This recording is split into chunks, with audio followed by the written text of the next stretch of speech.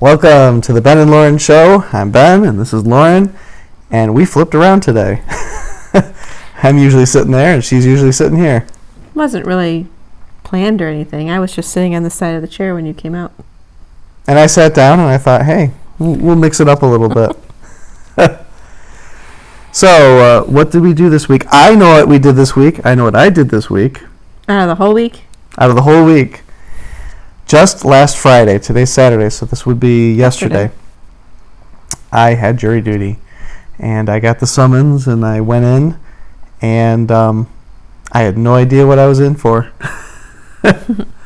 So I've only been on a jury one other time, and it's been quite an experience. But that was over a decade ago, and see, back then you were the gullible young kid. Yeah, I've changed a lot. I'm a lot more talkative now. I don't know if it's the Ben and Lauren Show or being married to Lauren or what it is, but I'm Mr. Chatterbox now when I used to be Mr. Quiet. Well, now if someone looks at your profile, you're a 41-year-old head of household, self-employed. So when I got picked on a jury before, I think they picked me or allowed me on the jury, didn't disqualify me, because I was quiet and I was... What are you doing? Loud. Oh. Because I was very quiet, speaking of quiet. We can start over. Well, I've learned that it's better to adjust the microphone than let it blow everyone's eardrums out. So this time around, I managed to almost get on a jury. Got there 10 o'clock, sat in the room. They pulled a bunch of numbers out of a hat, and my number came up.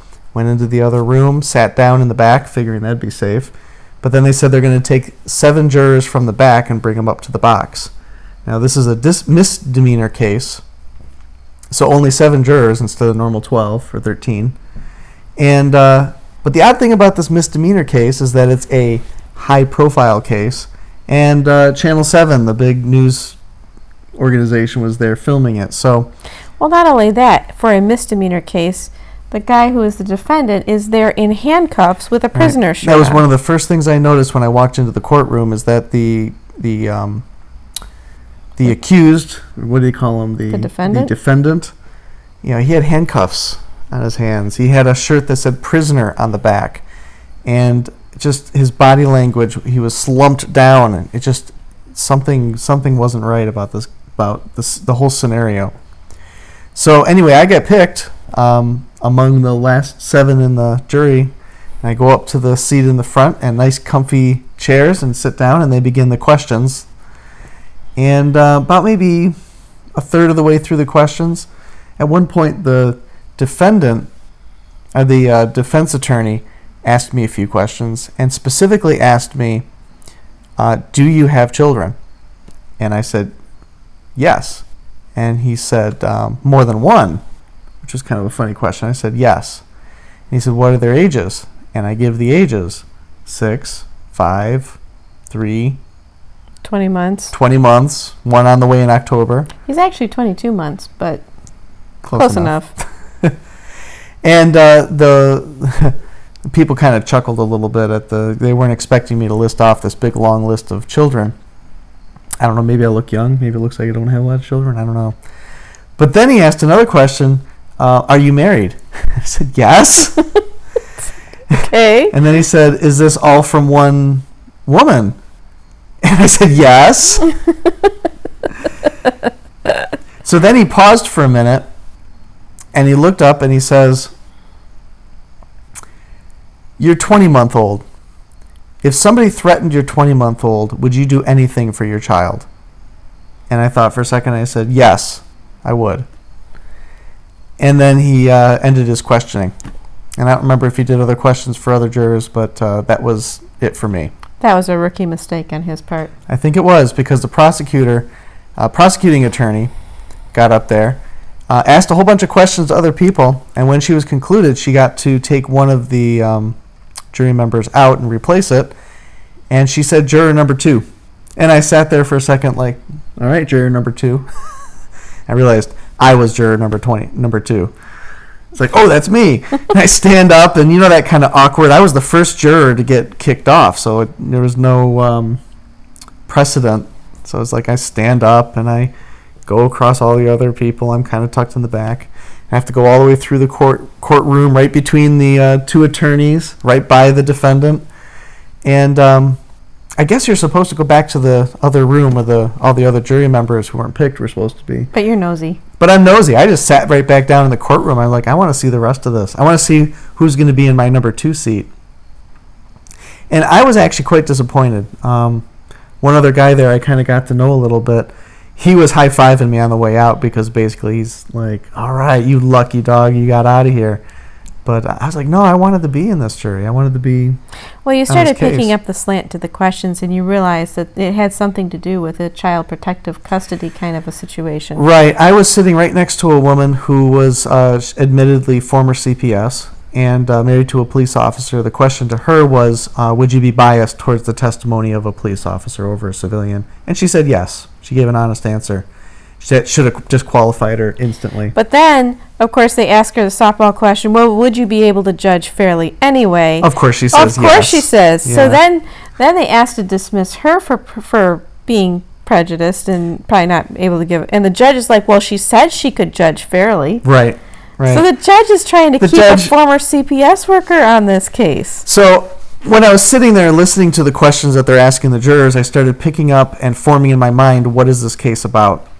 And I knew it had something to do with child custody.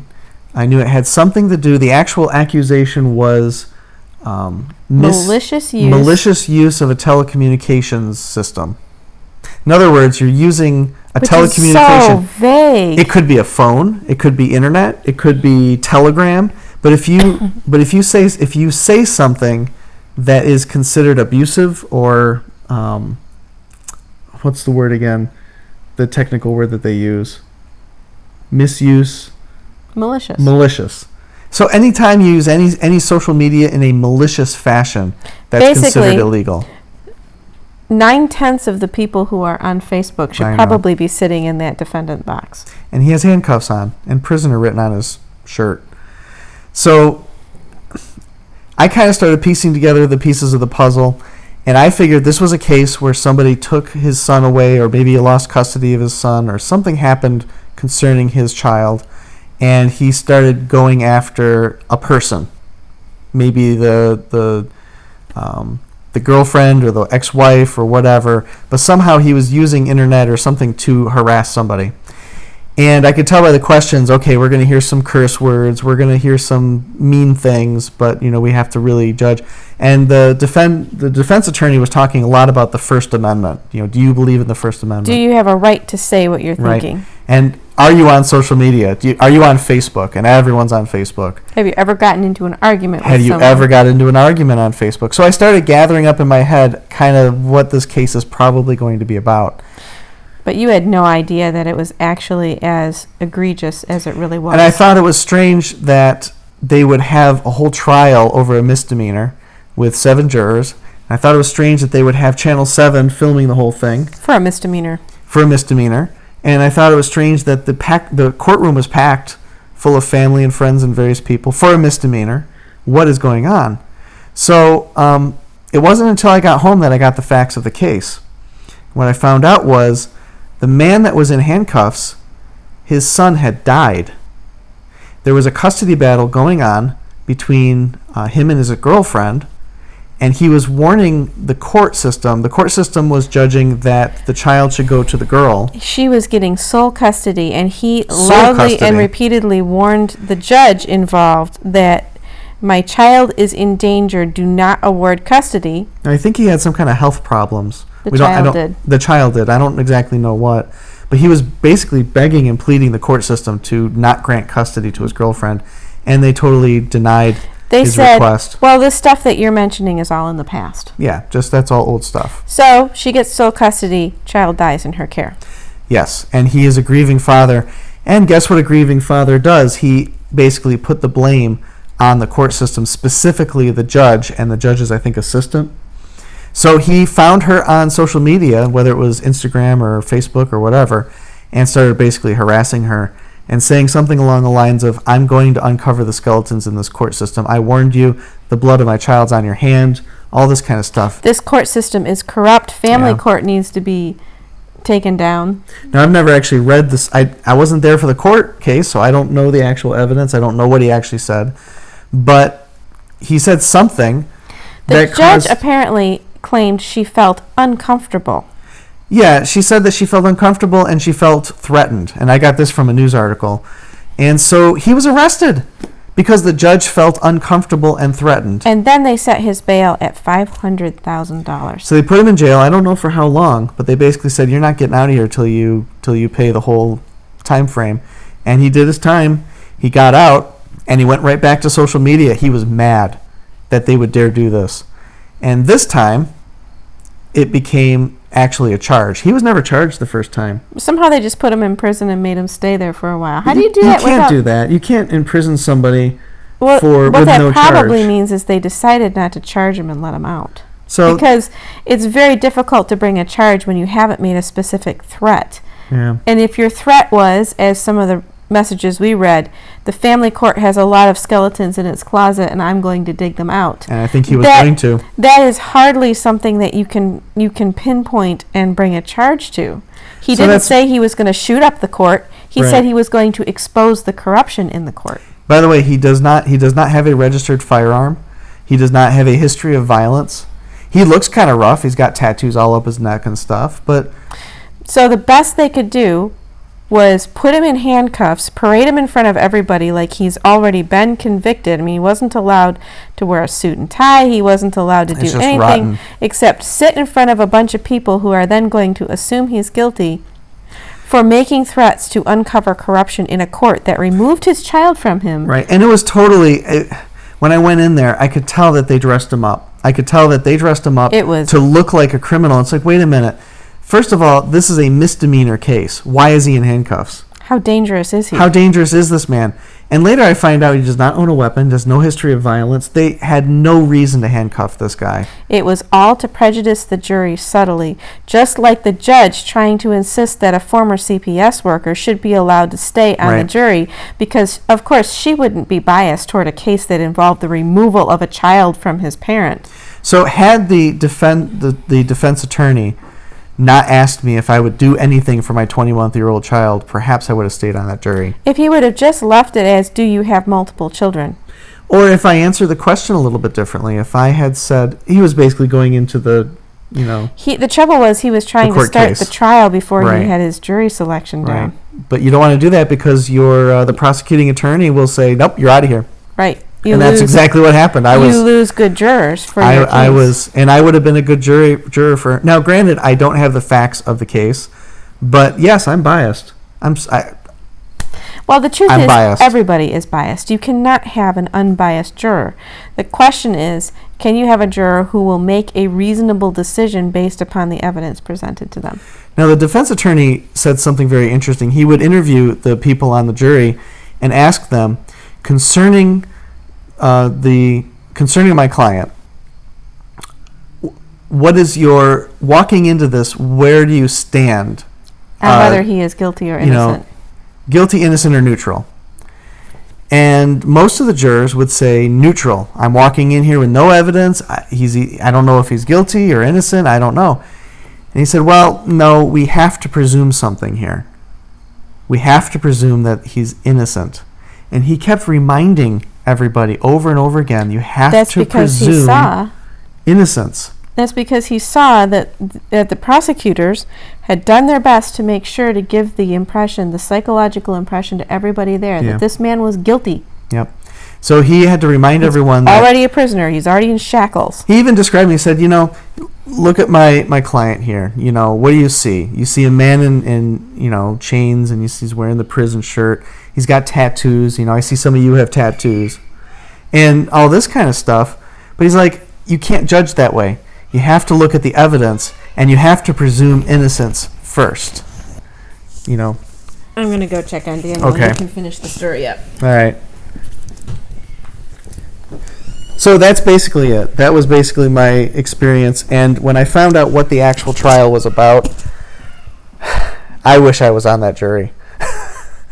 I wish I had the opportunity to hear the evidence. Everybody has a bias, but I'm a father of a family.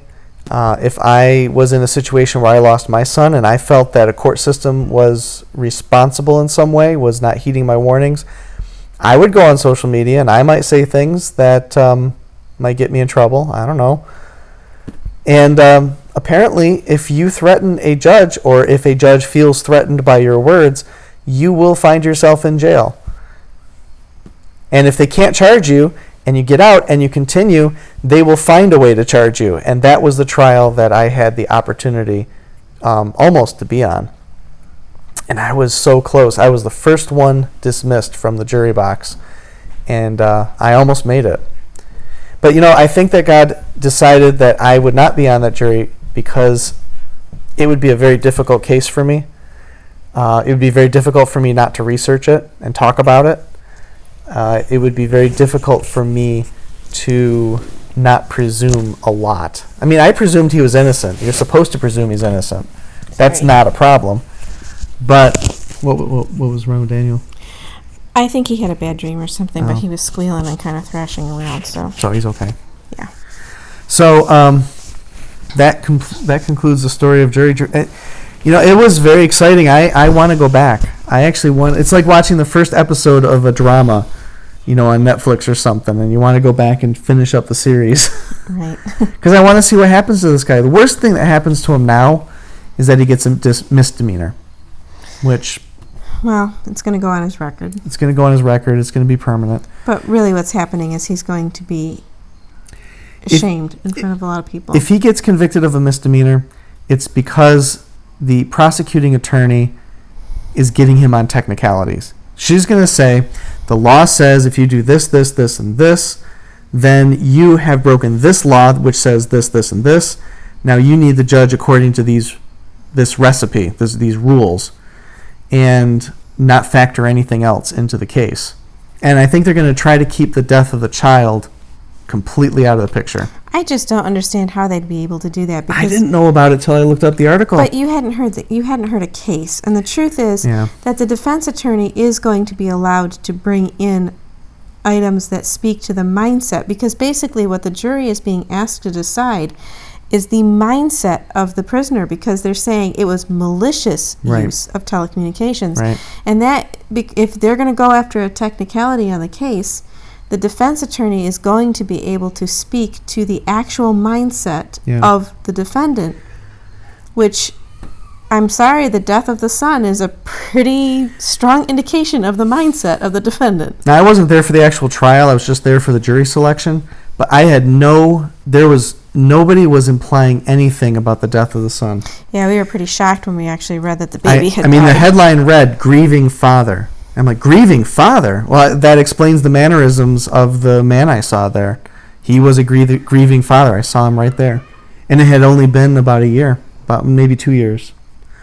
So that was the big event just from last Friday. And I think I'm going to try going back on Tuesday morning, at least for a couple hours, see what... He's still fussing about his nose now. Oh, dear. See what the case is all about. Anyway, that was the exciting thing for me. Oh, the other thing, I talked to Lauren afterwards, and the very first thing I said to her is, I'm on a what did I say? A pre-crime A case. pre-crime case. Because, no crime was actually no crime was committed. If he threatened her, then he was threatening to commit a crime. Actually, the truth is, certain types of threats are considered a crime, and the fact that the best they could do was get him on malicious use of telecommunications means he didn't actually directly threaten her. So she felt uncomfortable, and she felt threatened. So therefore, he ends up in handcuffs in prison. Well, how often do parents feel threatened by the family court? Well, quite a bit. Anyway. But it was very foolish of him to go on Facebook and do that and make such a fuss. I mean, if he was going to do something about family court, he needed to do something about it. The fact is that this is what happens if you shoot your mouth off, but do it in a way that you have no teeth to back it up, and they can come after you. The truth is, we're told we have freedom of speech.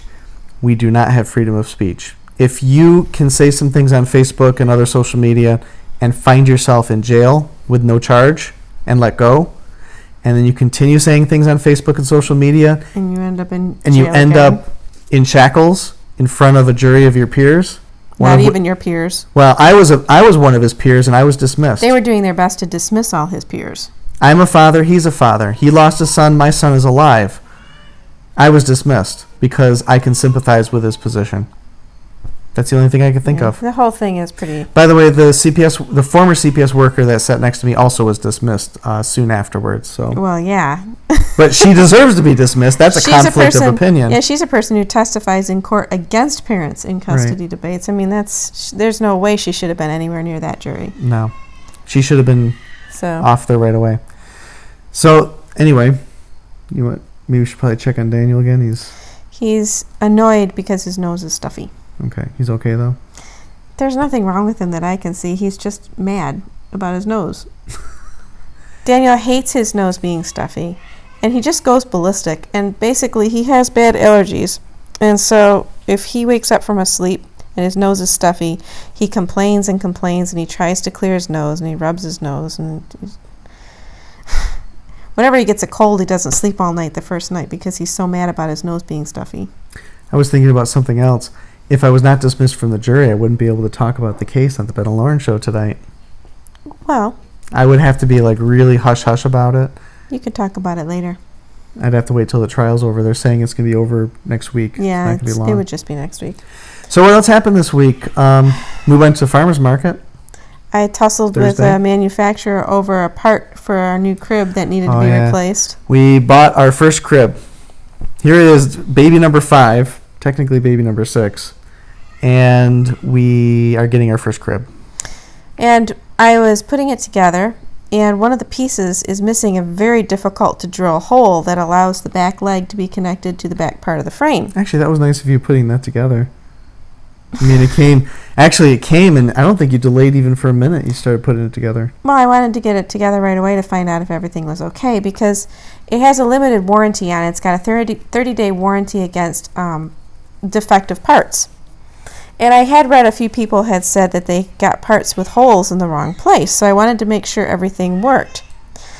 Well, a couple things happened. I took the packaging apart very neatly and packed it all up. And while I was in the bedroom putting it together, our kids took all the styrofoam packing pieces outside, broke a bunch of them, started playing with them. So now I have no ability to send the crib back. So yeah, I was very unhappy about that. That's why I found styrofoam all around the house. Well, your mom threw out a bunch of pieces because she figured it wasn't needed anymore, and it was just making a big mess. Well, the way they were treating it, it looked like it was... I basically was very unhappy because that took apart a lot of my ability to send the crib back. But I was not too concerned because the part of the reason I bought it was the manufacturer guarantees that they will replace pieces that are defective or have workmanship issues. So it should just be a couple emails and phone calls, right? So basically I found this part was missing its hole, and I called up the customer service, and he's like, okay, I'll just send you out a form, and you got to give me your the part number, the model number, and give me your proof of purchase, and we'll send the part right out to you.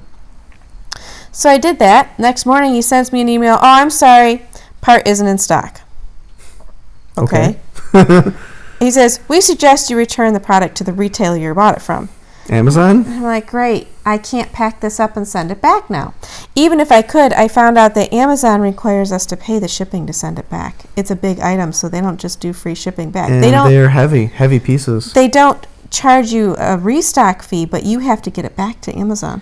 Now, we did read one other review that said that they had to drill holes. I read multiple reviews that said they drilled holes because most people said we didn't want the hassle of trying to send it back. I guess we should have been warned that we might have to drill holes like everybody else. Well, there were several hundred reviews, and there was 4 or 5 people who said they had to drill holes. Well, so we're one more. I wasn't particularly concerned, especially since none of them mentioned contacting the manufacturer. Now I know why that is, by the way. So you emailed, right? I went back and forth with the guy, the representative, and I said, look. Did you call or email initially? I called, and then I emailed, and I said, look, you guys warranted this for 30 days, and this part is defective, and I just want the replacement part. I do not want to box the whole thing up and send it back to Amazon. And he said... It's not just not wanting to, you just can't. Well, and then I said it would be almost impossible to do at this point. Getting it back in the packaging and shipping it back to them is very, very difficult. And he goes... Well, we won't get another shipment until the middle of October, so contact me then and I'll see if you can get a part. It's like, well, in the middle of October, I will no longer have a warranty on this product. Can you give me a guarantee of warranty at that time, or can you put in an advanced order? He's just being inconsolable. I wonder if he has a sore throat, too. Susanna has another cold, and I have a suspicion Abigail's coming down with it. Daniel might, too. So I said, can you give me a guarantee of warranty? Nope, sorry, you're just going to have to return it to the retailer. So I called him up. I'm like, you said you'd replace a defective part. And then he started telling me things like, well, obviously you're putting this crib together for a young child that's on the way. I wouldn't want you to have to wait. And I'm like, well, how condescending is that? But basically, no matter what I did, he would not in any way, shape, or form put in a pre-order for the part, make sure he could get the part, guarantee that I could use the warranty for the part. He would do nothing except you have to return it to Amazon. I said, I can't return it to Amazon. He said, well, that's Amazon's problem, and they're really supposed to make sure that all the parts are fine before they send it out to you. And I said, okay, so Amazon's supposed to unpack the entire box and count all the bolt holes before they send a product out to make sure that all the bolt holes are there? Seriously? But that was what he was suggesting. So then I left a 1-star review with Amazon. And because Amazon gives you no way to complain or to do anything except return the package, and then I found out we had to pay to ship it back. So I left a 1-star review explaining what had happened, and Amazon sends me a message today saying, we can't publish your review. It violates our guidelines. You click the guidelines link and it says page not found. So I have no idea what guidelines. And then they say, well, if you really have a complaint about the seller, you need to contact our feedback page. So I go to the feedback page and there is no option to talk about this seller. They have a list of things that we've purchased that you could talk to them about the seller, but this item was not on that list. So basically, Amazon provides no way for you to complain. The manufacturer will not honor the warranty, and I'm left with a part that's going to be pretty difficult to drill out. And Amazon will not publish my 1-star review warning anybody else about the fact that the manufacturer will not guarantee the warranty. So this was a pretty frustrating bunch of days this week where I was just trying to get a part for this crib. So I learned there are certain things that Amazon is terrific at. This particular transaction is not one of them, and I suspect they're going to censor I put a modified review up since I can't read their guidelines, since they didn't give me a valid link to any guideline about posting. So I suspect they're going to censor this one also, but I'm going to keep at it because at this point it's getting ridiculous that Amazon won't do anything about it and the manufacturer won't do anything about it. However, thankfully, I actually do know someone with the tools who can probably fix the drill problem, but I can't do it. And as soon as we touch it, there's no warranty.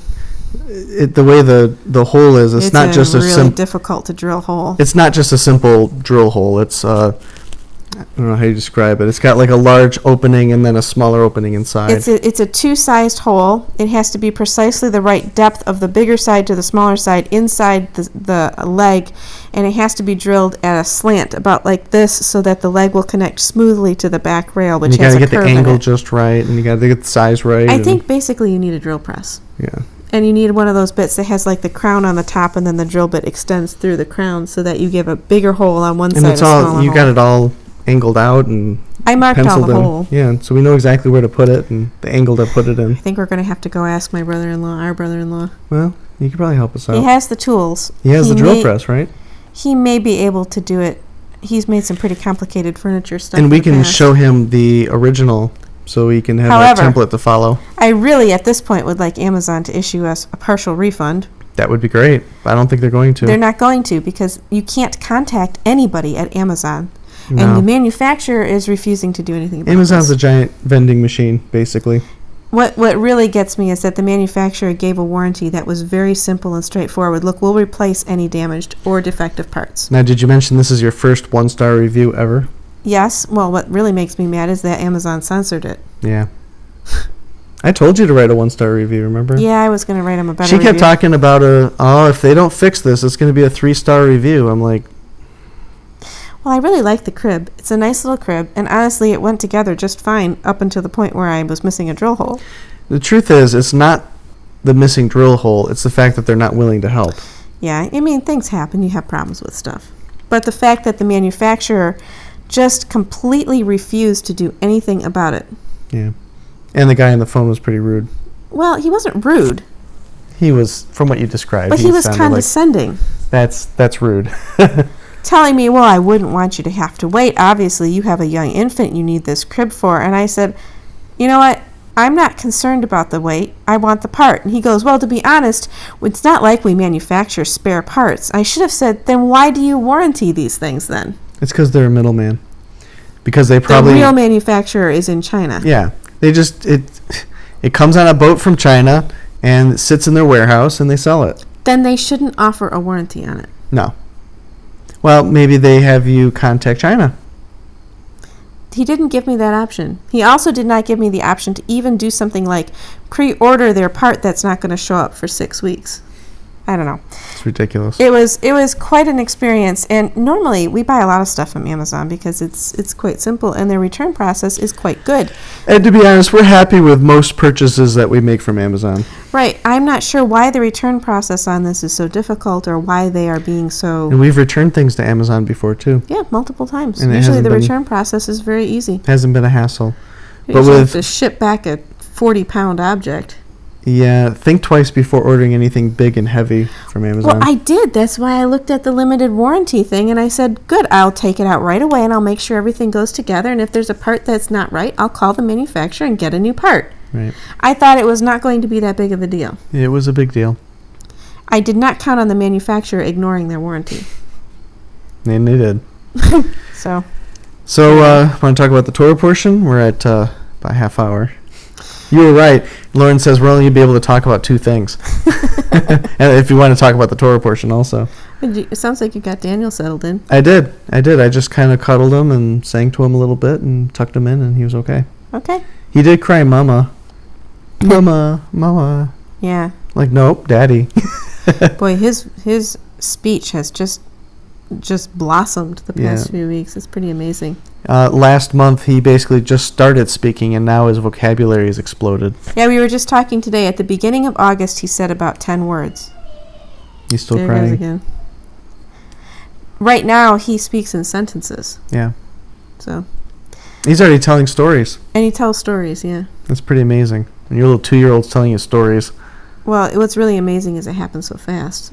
I mean, going from not speaking to speaking. To speaking, yeah.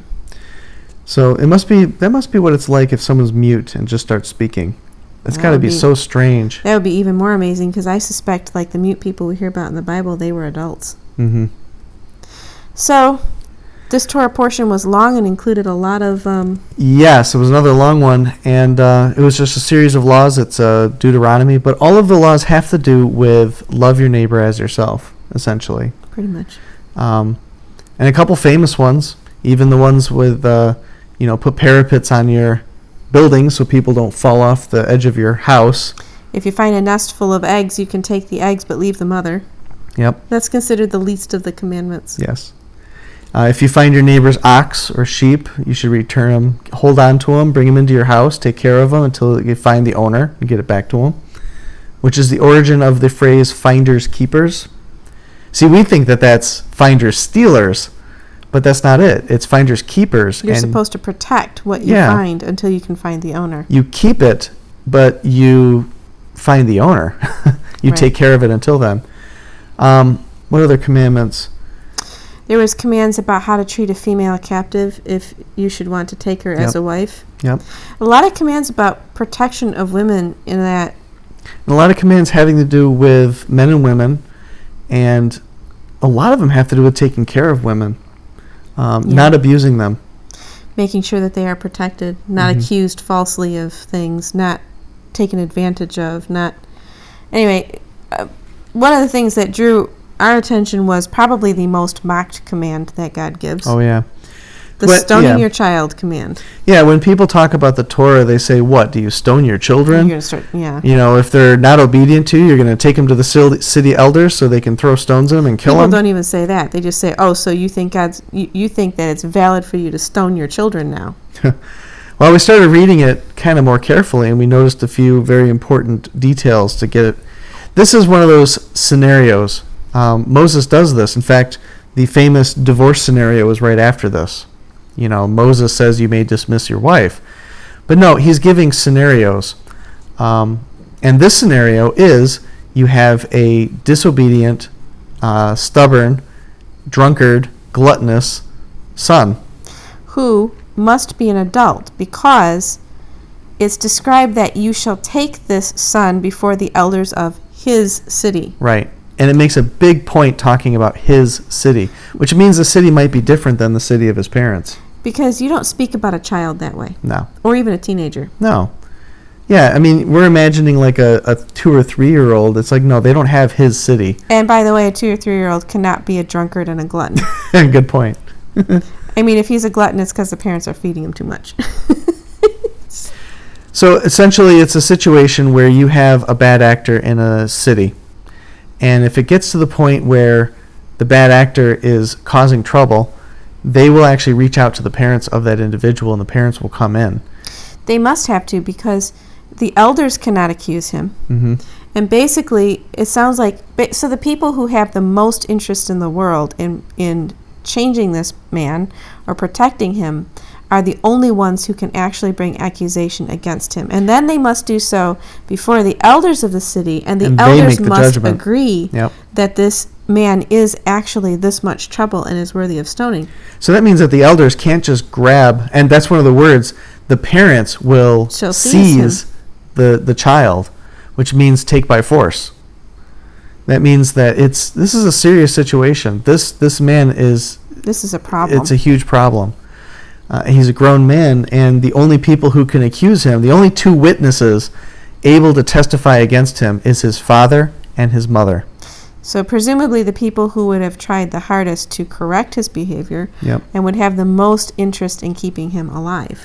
And most likely, a father and the mother is going to plead his case, not say, as in the scenario laid out, this man is a drunkard and stubborn and disobedient. And he is disobedient and he's a glutton and we can do nothing with him. Right. That's the scenario that Moses gives, but a more realistic scenario would be a parent doing everything they possibly could for their child. They would do everything they could to prevent getting to this point. Mm-hmm. But God said, so if the elders agree that this is the case, that this man is this much trouble, then he shall be stoned, and this will purge evil from among you. Right. But I'm not sure it's the actual stoning that's intended to purge the evil. I think this whole law is meant as a last-ditch... It's a last recourse for a man who is just causing a whole lot of trouble, and it's also a warning to parents. Don't ever let your child get to this point. Do not ever be in a position where you have to bring your son before the magistrates. Yeah, and it doesn't explain what happens if the man no longer has parents, if the parents are deceased, or if the father or the mother are deceased. No. But it's a scenario where if somebody is causing trouble in your city, the elders of the city cannot seize the man, take him to the city gates, judge him, and stone him. No. Not even with 2 witnesses in the city. You need to have the father and the mother of this troublemaker testify before you can stone him. That means that this whole scenario is giving a lot of leeway, really. That means this whole scenario probably never happened. No. No, it really doesn't. Is my guess. I don't have any historical reason to say that. So you've got this criminal troublemaker in the city. They don't know what to do, so they go retrieve his father and mother, bring him to him, and the father and the mother seize him, almost like police officers, bring him to the city gates, give testimony. First, the father and mother somehow have to agree to this. Yeah. So they give testimony, and if their testimony is this man is a drunkard and a glutton and disobedient and stubborn, basically if that's the testimony, the elders will basically evaluate that information. And if they agree, then then they stone him. So basically, there is no case of parents stoning their children in their backyard for being rebellious in God's law. That command does not exist. No. Just like the command that Jesus supposedly refused to uphold by not saying the adulterous woman should be stoned. Mm-hmm. There's no commandment for that in God's law either. No, there isn't. You have to have 2 to 3 witnesses. And both the man and the woman. And the man and the woman have to be present. So that whole scenario in was a prostitute or the woman caught she was a woman caught in adultery. Woman caught in adultery. We're told that Jesus basically refused to uphold the law. And what he did was just chide all the people who wanted him to uphold this unloving law. But the truth is, the law was the law was being completely violated. Now, people have wondered for a long time, what is it that Yeshua wrote in the sand that caused everyone to leave? And do you know what my theory is? He wrote the law down. He wrote down the law, indicting them, basically saying that what you are doing here today, that's my theory anyway. Although, you wonder why he didn't just say that out loud. If you were asking, and first of all, Jesus, under that law, had no authority to make any judgment on that woman. No. Also, That's I think. one thing. Also, I think that he may have written down the law, saying that whatever was intended to be done to the other individual will be done to you.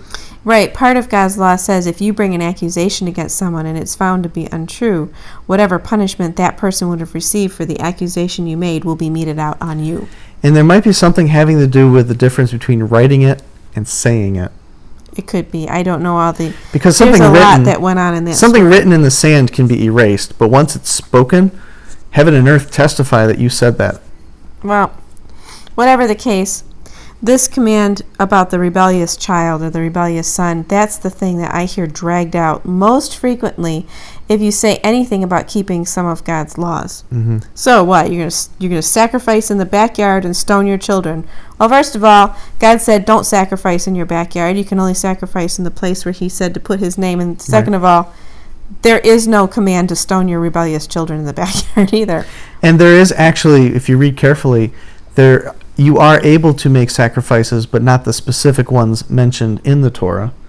Meaning you can't have an actual Passover sacrifice that has to be done. No, none of the sacrifices. Where the name of God is. You weren't supposed to do any sacrifices to God on your own.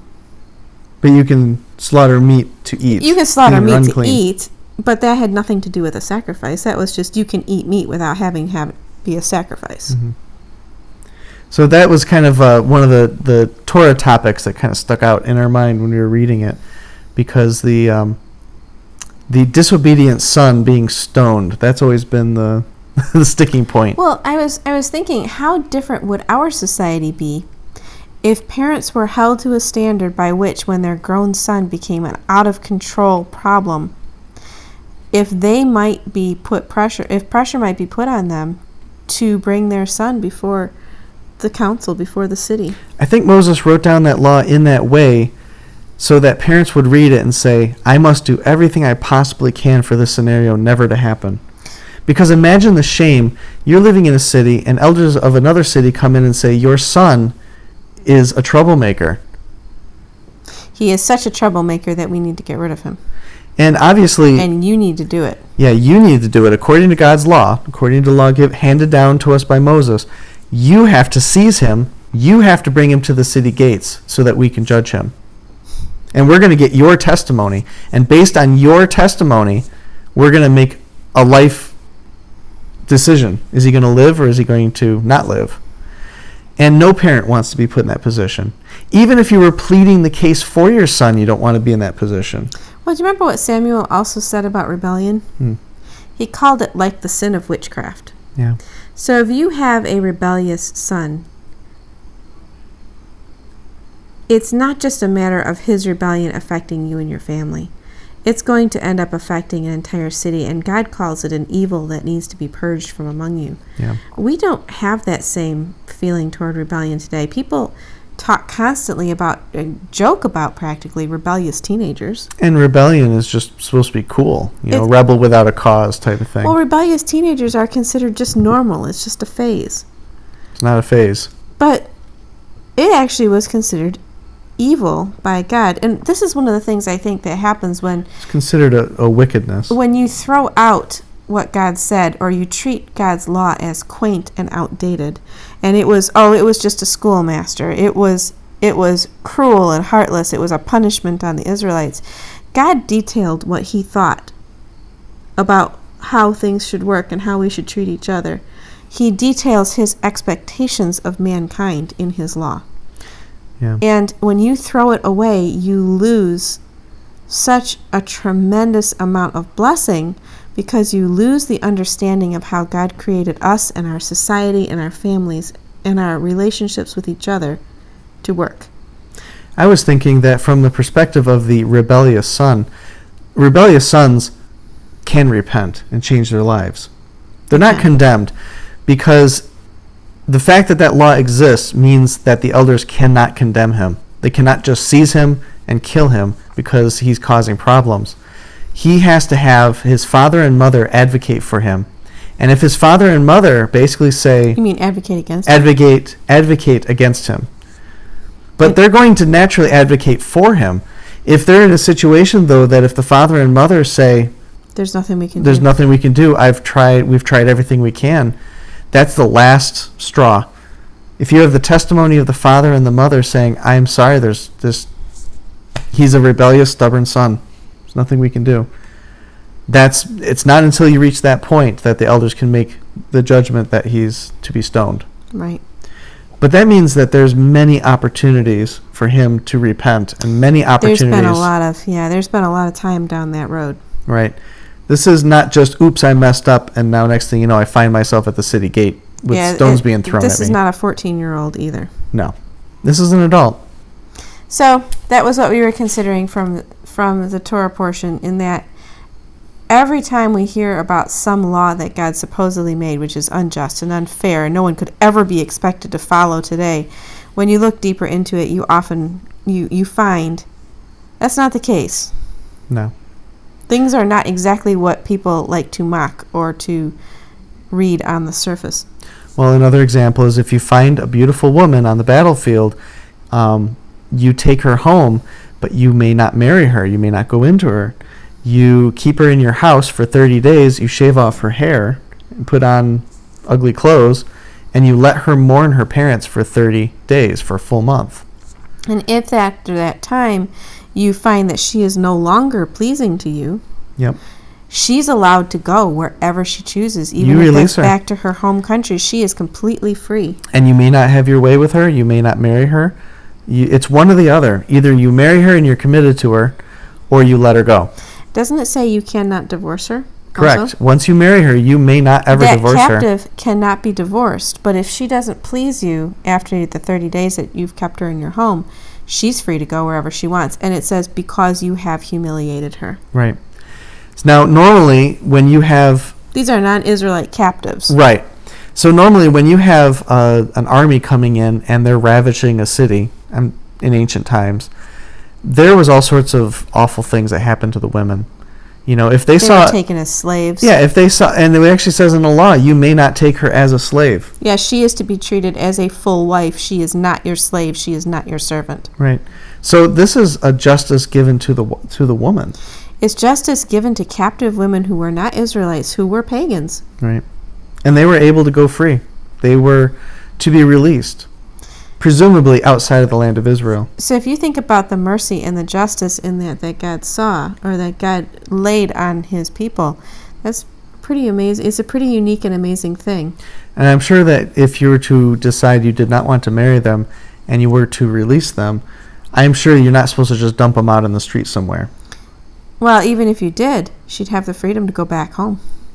Also, when you read in the law about the sojourner and the foreigner, there are many laws designed to take care of the poor and the needy, and specifically foreigners in the land. You know. So as usual, and we find that the law is not a burden; it is just a blessing. That foreigner can get married to another Israelite. There's nothing stating that foreigner cannot marry another Israelite. Or is that forbidden? You mean the woman who is let go? Yeah. It doesn't say anything about whether she can marry somebody else. You've got the story of Ruth and Boaz, a Moabite. She wasn't exactly a captive. No, but she was a foreigner in the land. Right. Anyway, so these are just some of the laws that we talked about in the Torah portion, and it all has to do with loving your neighbor as yourself. It does. Do unto others as you would have done unto yourself. Be kind, be merciful. Right. Enact justice.